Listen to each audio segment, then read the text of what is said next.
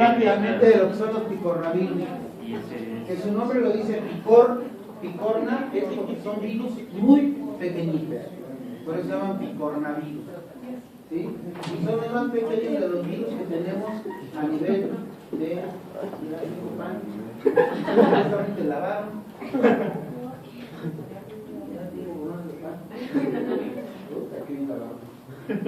Entonces, vamos a continuar. Vamos a hablar de los virus pequeños. Para que nosotros pudiéramos tener protección contra estos virus, necesitaríamos vivir 230 años, porque son 230 virus de esa familia que están divididos en 9 géneros. Y los 9 géneros son los rinovirus, que nos dan el cuadro catarral, los enterovirus, que nos dan problemas diarreicos y de la polio, los cardiovirus, los hepatovirus, heptovirus, derechovirus, herbovirus, combovirus y techovirus. ¿Sí? Es para los trabalenguas, para que se los aprendan. Y cuando veamos los hongos, van a encontrar mayor número de trabalenguas.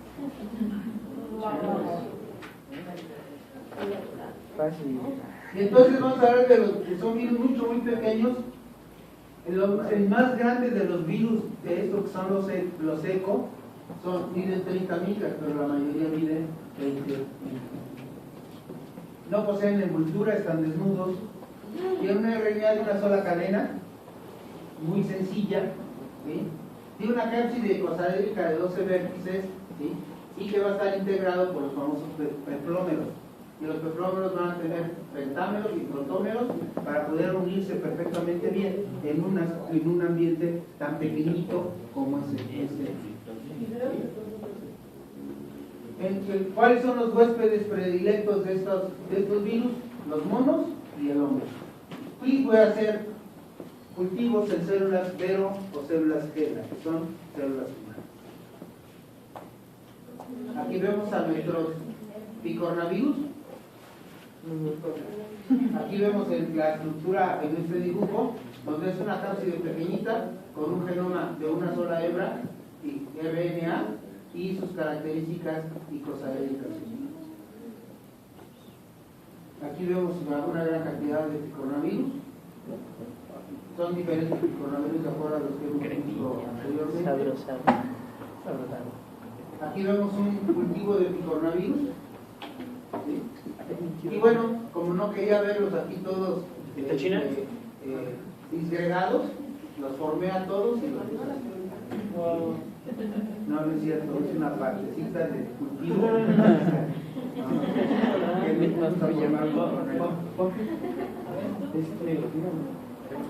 Entonces, ¿qué nos ha mencionado el rinovirus? El catarro común. Y para hablar de los rinovirus que nos dan catarro común son 120 serotipos. ¿Sí?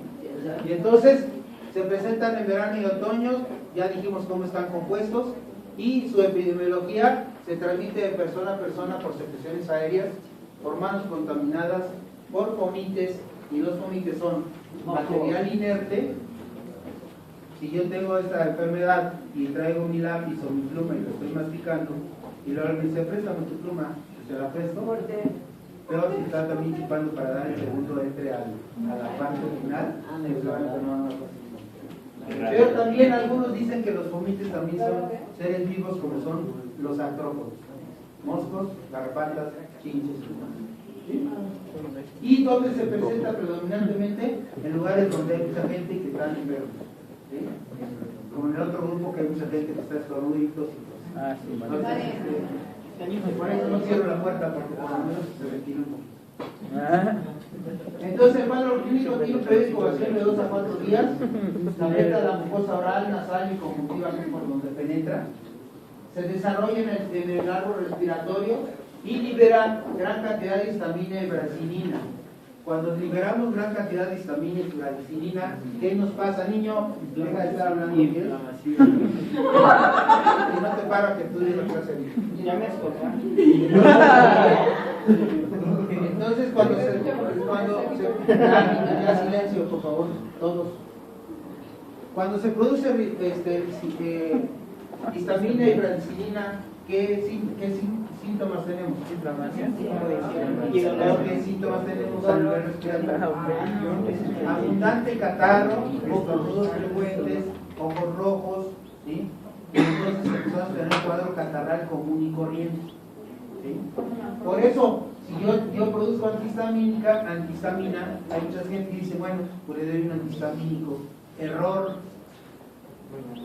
Porque entonces, ¿qué hace el antihistamínico?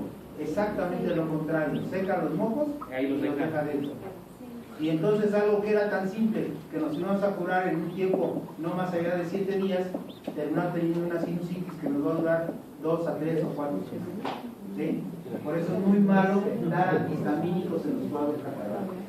Y va a tener aumento de secreción, congestión, tos, orinopatía, todos estos síntomas que vemos aquí y puede afectar los senos paranasales. Se autolimita a los 7 días máximo, estamos completamente curados sin ninguna secuela. Por eso no debemos dar ningún tratamiento. ¿Qué tratamiento voy a dar? Muchos líquidos, reposo y algún medicamento para quitarnos el dolor. Que le vayan mandando de Y entonces, no. el estudio es clínico 100%, puede hacer un estudio de secreciones o lavado nasal para cultivarlo, pero no tiene sentido. Tratamiento sintomático, y vemos aquí, no usar gotas descongestivas ni antihistamínicos porque ocasionan una necrosis muy severa de nuestra mucosa nasal, de vía respiratoria. Y las vacunas no tienen utilidad, yo ni siquiera las conozco, ¿sí? Porque no tienen ninguna utilidad. Ahora vamos a cambiar rápidamente a los enterovirus. Entonces, pues ir al nasalú, esos líquidos que se ayudan para la nariz no se deben de usar tampoco. No, para nada. ¿Por qué? ¿Para nada? Porque tienen antihistamínicos. Y para decir agua de sal natural, ¿sí se puede? Sí, eso sí. Me Sí, ayuda. la puedes utilizar el agua de sal, definitivamente. El agua de mar sí la puedes utilizar. Y sobre todo si sientes muy tapada la nariz o muy pegajoso el moco.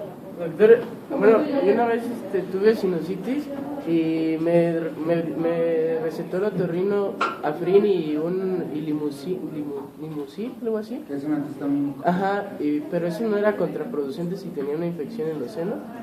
Sí, habitualmente no lo usamos, ¿eh? Y habitualmente si dejamos al niño que evolucione en forma habitual, y si yo quiero recetarle algo, porque los papás me están exigiendo que le recete algo, ¿sí? Los papás me exigen que les recete algo, les receto grosor. O les receto carboxicisteína, ¿sí? Que son medicamentos que van a fluidificar más las secreciones y entonces sienten que se están curando los pacientes. Pero nunca les receto, nunca en la vida he recetado antihistamínicos para un cuadro catarral, porque yo he visto que se prolongan más los pacientes. Y entonces vamos otra vez a lo mismo. Tenemos a los poliovirus, que son muy importantes. El más importante, bueno, de los enterovirus, perdón. El más importante es el poliovirus, el coxsackie, el ECO y los enterovirus. Niños. De los poliovirus tenemos 3 serotipos, el 1, 2 y 3. Y como se le conocía como 1, 2 y 3, a los descubridores de estos virus les empezaron a poner sus nombres. Entonces, al serotipo 1 se llama Brunhilda, es el más común, era el más común en México. El número 2 se llamaba Lansing, o se llama Lansing, y el número 3 se llama León. ¿Sí? Se conocieron en 1949 porque por primera vez se cultivaron. Y es muy fácil acordarme de esta fecha porque fue el año en que yo nací, hace 75 años.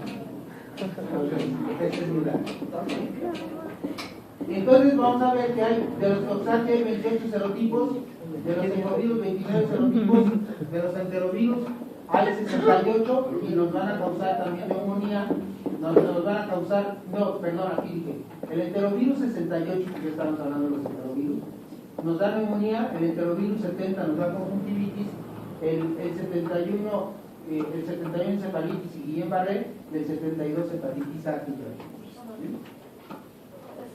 Y vamos a hablar rápidamente de los enterovirus, sobre todo de los poliovirus. El poliovirus está en todo el mundo, actualmente es una enfermedad erradicada gracias a la vacunación masiva.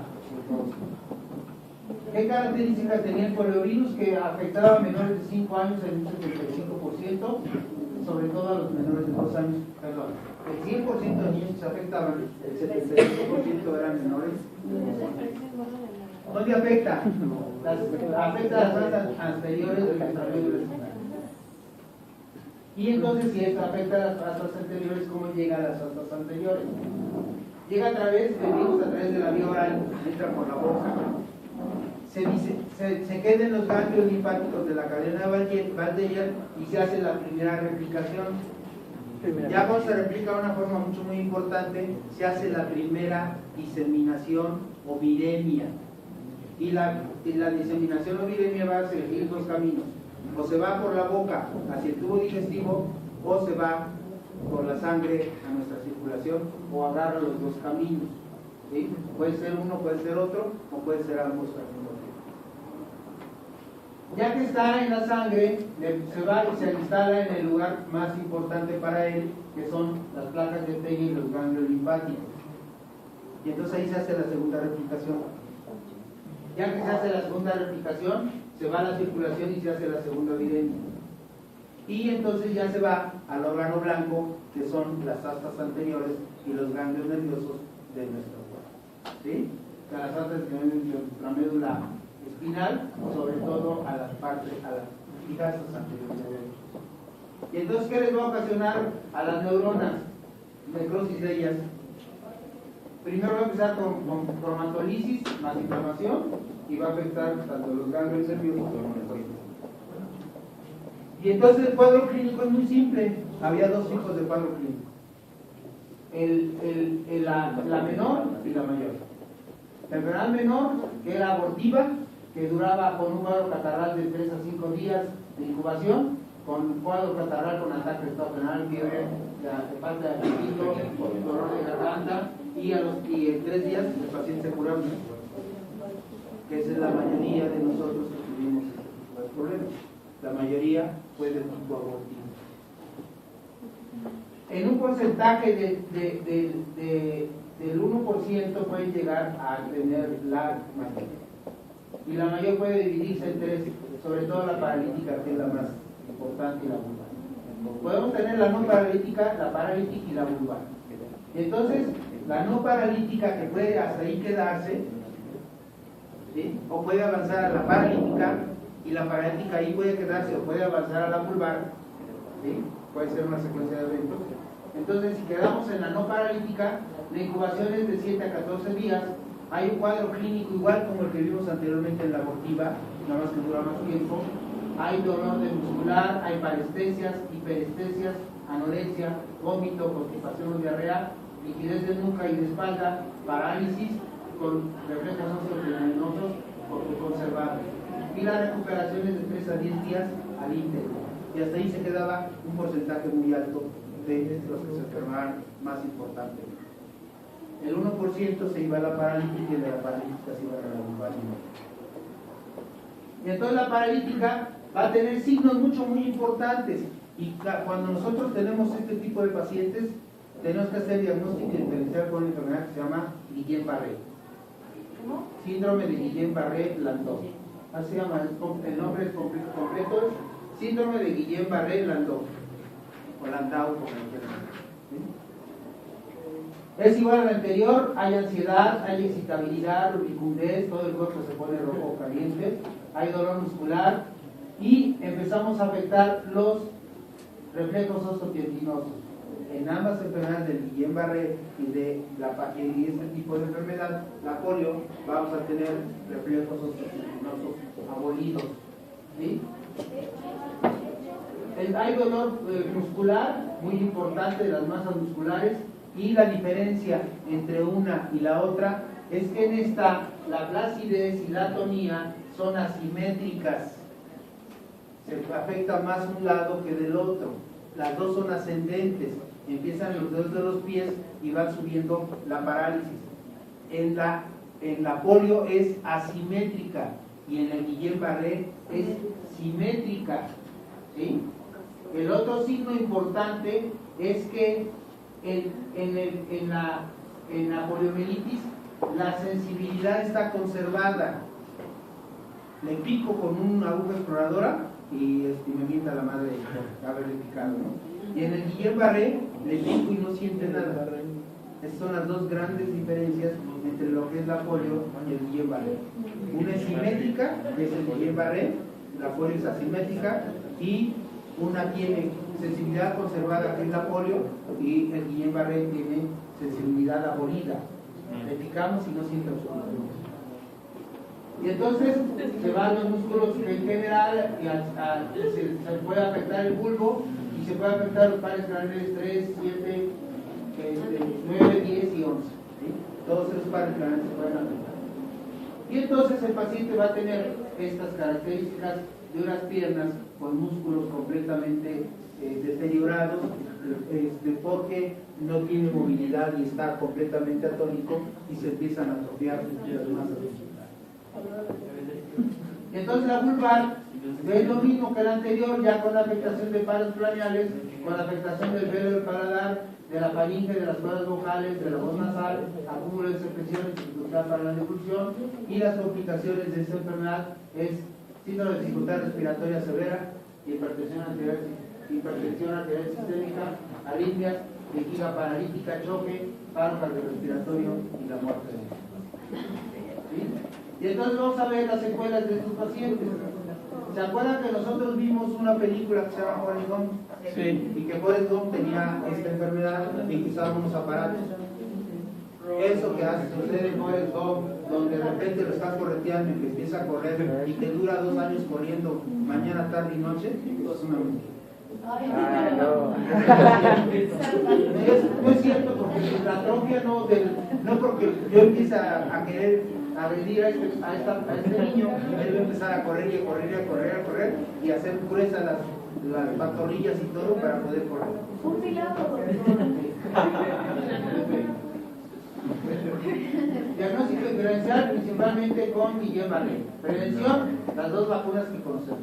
La vacuna SAL, que es de virus muertos, fue creada en 1960, y la vacuna SEBI, que es de virus atenuados, que fue creada en 1980. ¿Sí? Entonces ya algo muy importante, en el momento que empieza cualquier enfermedad paralítica de los pacientes, cualquiera, en ese momento que empieza, tiene que empezar la rehabilitación. Si vamos a esperar a que tenga la atrofia que tienen estos pacientes, ya para qué lo rehabilitan. ¿Sí? Entonces tenemos que empezar desde la cama del paciente el tratamiento del diagnóstico protegido.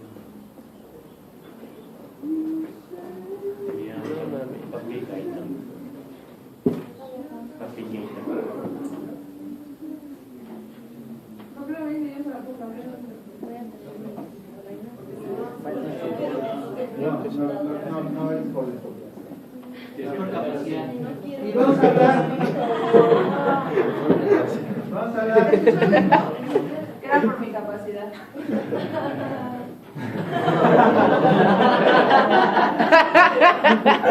¿Cómo le la luz? A ver. Vamos a hablar rápidamente de una plática que di hace poco tiempo que estoy dando en hospitales y en centros de salud a nivel de diferentes lugares, porque hay mucho problema con el ébola. Entonces el ébola pertenece a un virus que se llama, a una familia de virus que se llaman filovirus.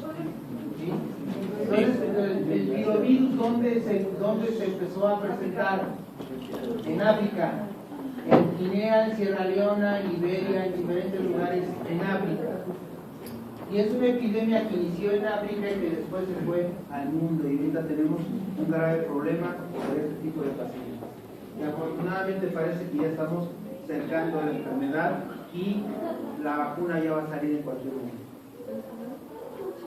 Entonces vamos a ver rápidamente, así unos minutos, que este es el virus del ébola y este es el portador del virus del ébola, los monos verdes africanos. Vamos a ver historia de todo esto, vamos a verlo en nuestra plática. Y entonces, aquí comparamos al virus del ébola, a mandrágora, por la agresividad que tenía y la destrucción tan importante que tiene. ¿Sí? También hemorrágicas muy severas y mortales. Niños, silencio. ¿Por qué se llama ébola? Porque es un afluente del río Congo. Un afluente, un ramal, una rama del río Congo se llama ébola. Y la población donde está asentado ese ramal se llama ébola la población. Por eso se le puso por primera vez el nombre de ébola, porque se encontró en la población que convergía al afluente del río Congo que se llama ébola. ¿Sí? 1967 por primera vez fue observado. Y en la epidemia que se presentó en Europa fue gracias a los monos verdes africanos, que son estos, ¿sí? Y que se los llevaron para experimentos y para fabricar vacunas, pero no se dieron cuenta que iban contagiados, o eran portadores, mejor dicho, eran portadores del virus del ébola. Y entonces ciudades como Marburg en Alemania y Frankfurt en Alemania empezaron a tener casos de ébola. Y la segunda ciudad donde también se presentó fue Belgrado, que por primera vez se presentó también un primer caso, y ahora se llama Serbia, que antiguamente se llamaba Yugoslavia. De los que se presentaron en estas tres ciudades fueron 7, 25 y fallecieron 7. Y todavía no sabían exactamente qué había pasado, lo hicieron un cerco epidemiológico y evitaron que más gente se contagiara. De estos que sobrevivieron, un señor que sobrevivió tuvo relaciones sexuales con su pareja y le infectó a través del seno. El virus se sigue eliminando durante cerca de un mes, de 30 a 45. Entonces, también hay que tener cuidado. 1972 en Zaire muere el primer médico de Médicos Sin Fronteras. Al estar operando un paciente con ébola, para que no siguiera sangrando, él se corta y termina muriéndose por la enfermedad. 1975, 3 casos se presentan en Sudáfrica y muere uno. 1976 en Zaire, Zaire y Sudán afectan 16 comunidades, 16 aldeas, y el 88% de todos estos pacientes murieron 430. ¿Sí? Y las epidemias se han presentado en esos lugares desde el 1995 al 2003, y el año pasado tuvimos una epidemia nuevamente.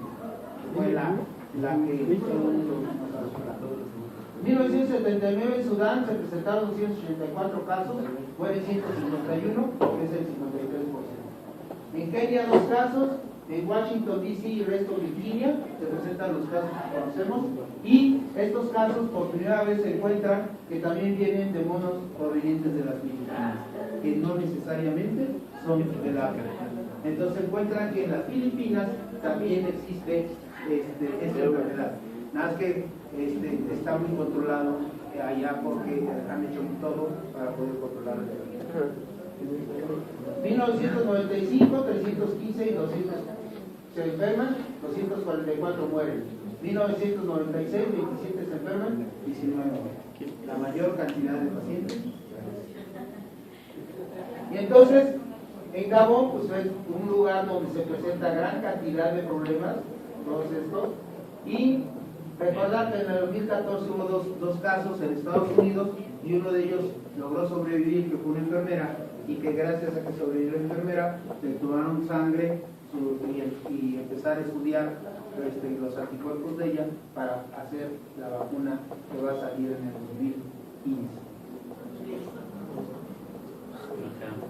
Dentro de la epidemiología, ¿quién transmite la enfermedad? Los monos verdes. ¿Cómo se transmite la enfermedad a los seres humanos? Gracias a la sangre de los monos y a los líquidos de los monos.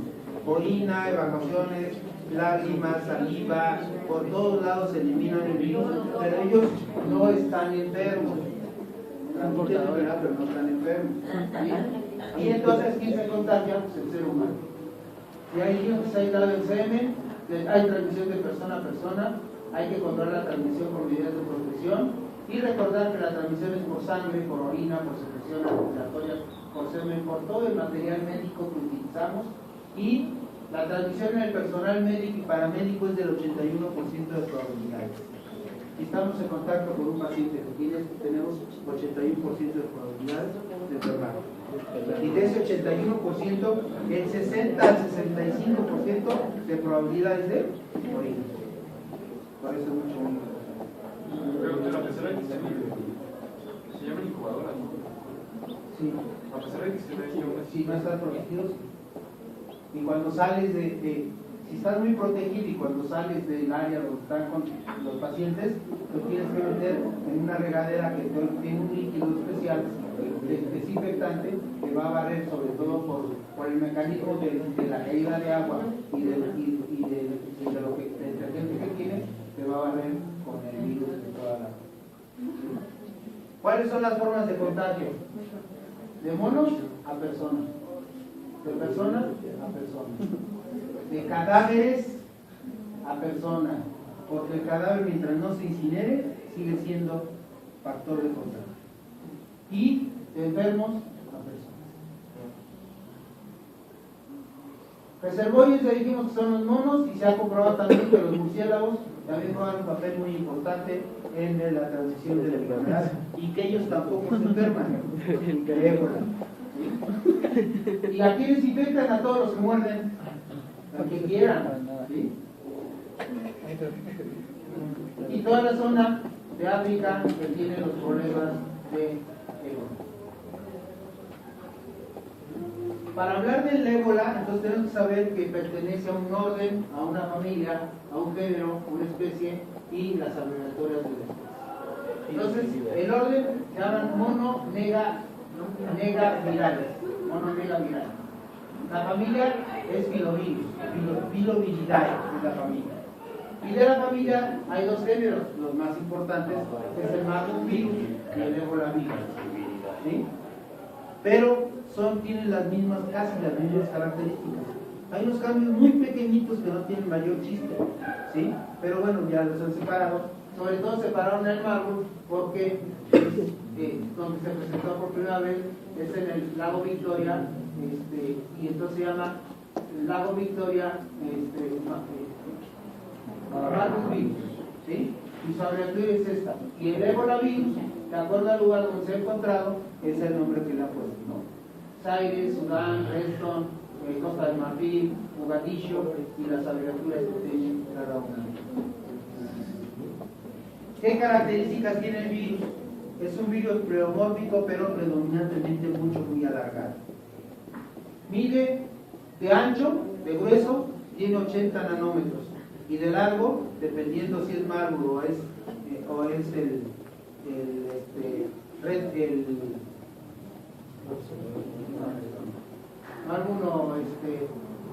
Marburg o ébola, o el ébola, sí, tallo.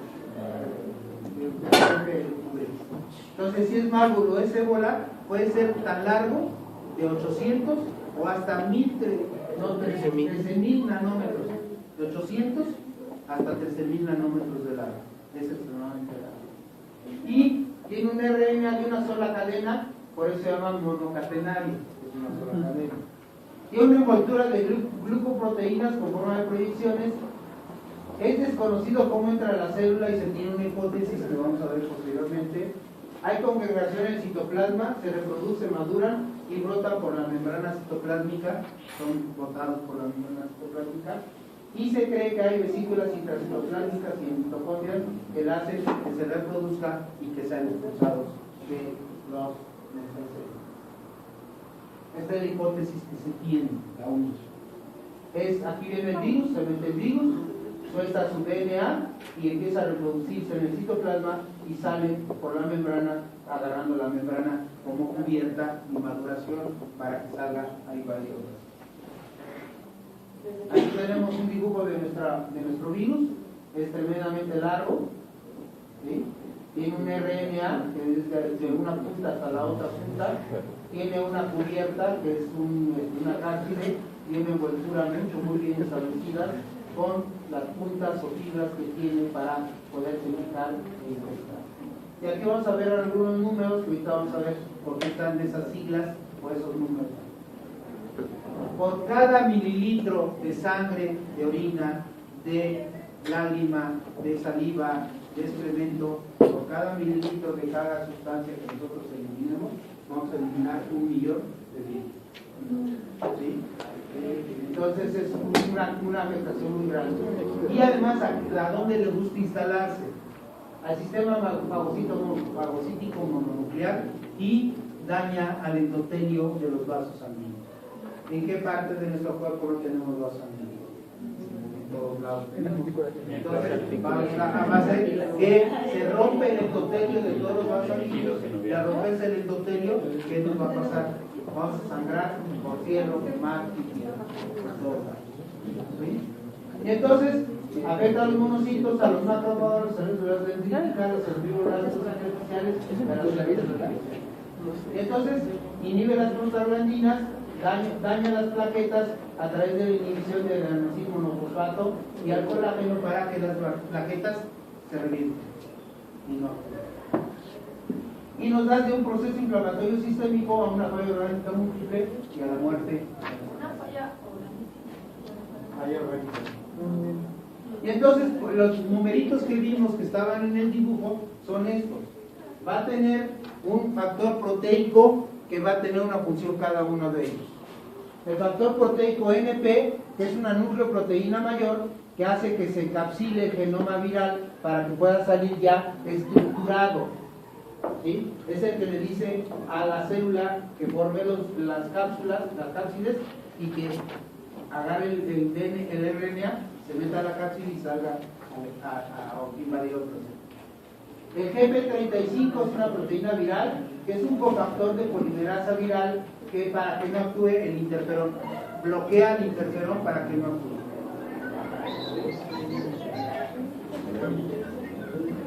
El GP40, que es una proteína de la matriz que regula el ensamble y la salida. El GP, que es una glicoproteína anclada y soluble. La anclada es porque hace la unión de entrada al virus a la célula y reconoce el receptor para que pueda entrar a la célula y le dice a la misma célula que le quite la envoltura para que se salga el RNA. Y el soluble todavía es desconocido y todavía no sabemos exactamente para qué.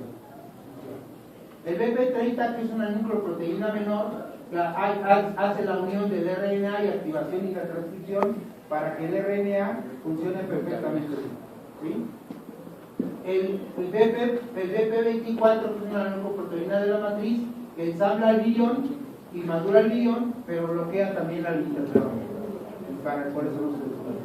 Y el L, que es polimerasa viral del RNA, que es el componente complejo para que se forme completamente ese guión que necesitamos.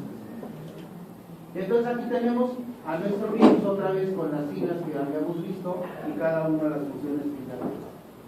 ¿Cuál es la patogenia? Llega a las células de inclusión intracitoplásmica y la incubación aparentemente es en animales de 16 días.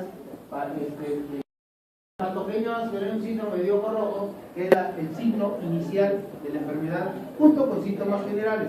Pero para poder pensar en esta enfermedad, que yo veo un paciente que tiene síntomas generales con fiebre elevada y le veo el ojo rojo, es porque está sangrando el ojo. Y ese es el sentido inicial de esta enfermedad. Al enfermo digestivo, va a haber una hemorragia masiva, hay hemorragia en cualquier aparato o sistema, edema generalizado, choque hipovolémico y la muerte del paciente. Doctor, en la diapositiva anterior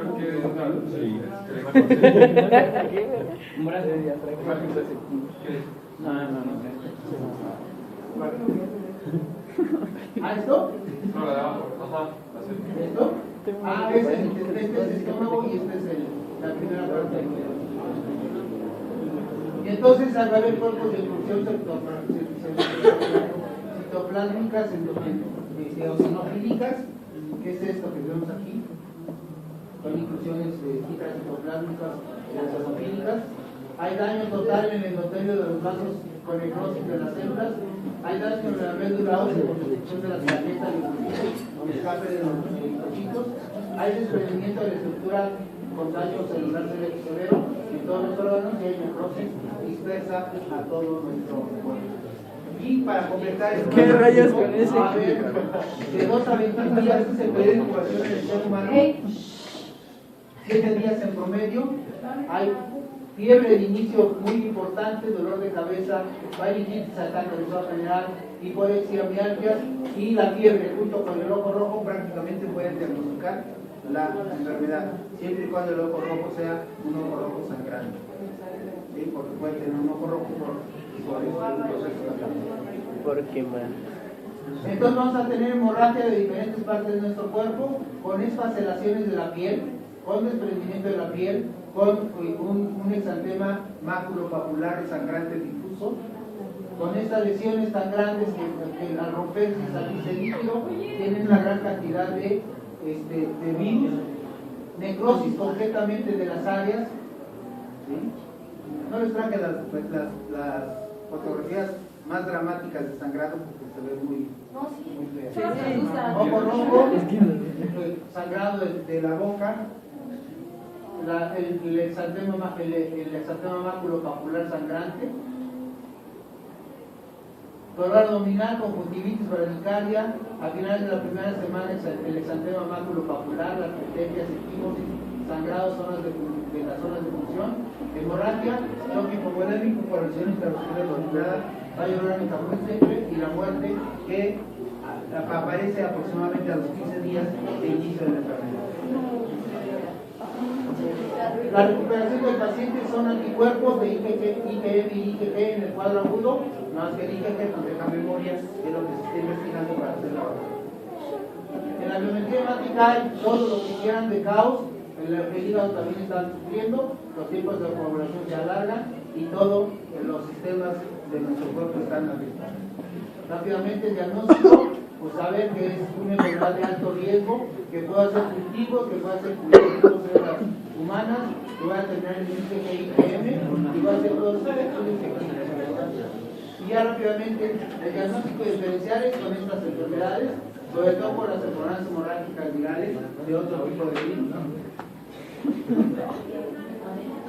Y tratamiento, no existe tratamiento. Para nada. Y lo que más importante es actuar poniendo las transfusiones, líquidos y todo lo que sea necesario para tratar de que el paciente salga. ¿Cuál es el grave problema que nosotros tenemos? Nosotros los médicos y las enfermeras, que fácilmente no pueden enfermar, ¿no? Y en marzo de 2015 va a salir la vacuna ya para uso general. Actualmente la vacuna se utiliza exclusivamente para médicos y enfermeros. Y la prevención, pues es todo lo que sea evitar estar en contacto con los pacientes, y si el paciente muere, hay que cremar inmediatamente el cadáver junto con todo el material que nosotros mandamos. Gracias. Nos vemos mañana. Mañana quiero la lista de los